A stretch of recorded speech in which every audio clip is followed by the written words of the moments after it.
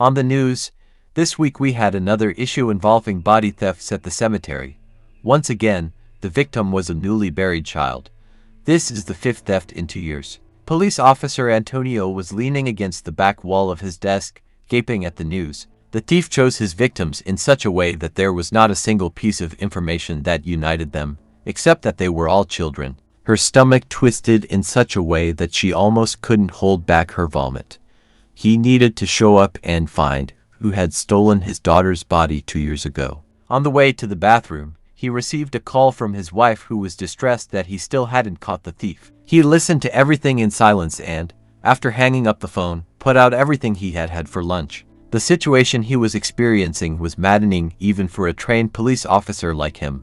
Leaving work, he decided to stop by the cemetery to investigate the crime scene. Upon arriving in front of the tomb, he can admire the photo of little Nicholas. The boy was the son of the town's doctor and had died because a short time ago, he had been the victim of a car accident while walking with his mother, who also did not survive. He must have been 5 years old and a beautiful child, worthy of having his pictures in commercials, Antônio thought. The tomb was perfect, except for the cracked marble and loose earth around it that showed that the ground had been excavated not long ago. Then one thing came to Antônio's head.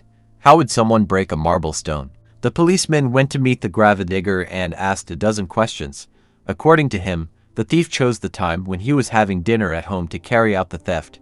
Antônio, incredulous, with the report, retorted that that stone was too heavy and thick to be broken without fuss and so quickly.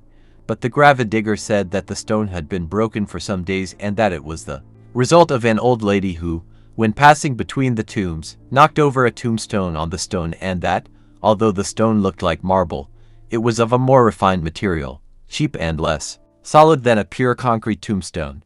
Antônio didn't buy the story much, but since he was his only witness, he was forced to take the gravedigger's word for it. He asked for the old lady's address, but the gravedigger brushed it off and said he didn't know who it was. The story was getting more and more convoluted, but now Antônio would find out what was going on no matter what. The next burial was for a child named Luna, a 6-year-old girl who died due to botched heart surgery and, as her family didn't have as much money as Nicholas did, her grave was much simpler. Antônio told his wife that he was going to travel on business and, at work, he said he would travel with his wife. He went to the back of the cemetery, which was dark and terrifying woods, but none of that deterred him as he needed to find out what was going on with the bodies and who the thief was. The gravedigger went out to dinner and Antônio watched every millimeter of the cemetery. That's when he felt a sting on his neck and, when he went to see what it was, he came across a tranquilizer dart. He blacked out. As soon as he woke up, he was chained to a pillar in a simple little house. There was a fireplace and an armchair with hot wax being evenly melted. Luna's body lay on the table completely open. On the wall, on shelves, were all the bodies of the missing children, including Antônio, her little daughter. Tears began to run down her face as she saw her sweet little angel as if she were still alive. Our daughter looks so beautiful, doesn't she? I always called her a doll and now, that's what she is. His wife's voice echoed behind him and, as his mouth was gagged, he couldn't say anything. I've never owned a full-grown doll before, but it would be a pleasure to start with the man I love most. So Angela, Antônio's wife, killed the policeman, removed all his organs, cleaned him from the inside out, bathed his body in hot wax, put glass eyes on him. Now the woman could play with her husband too.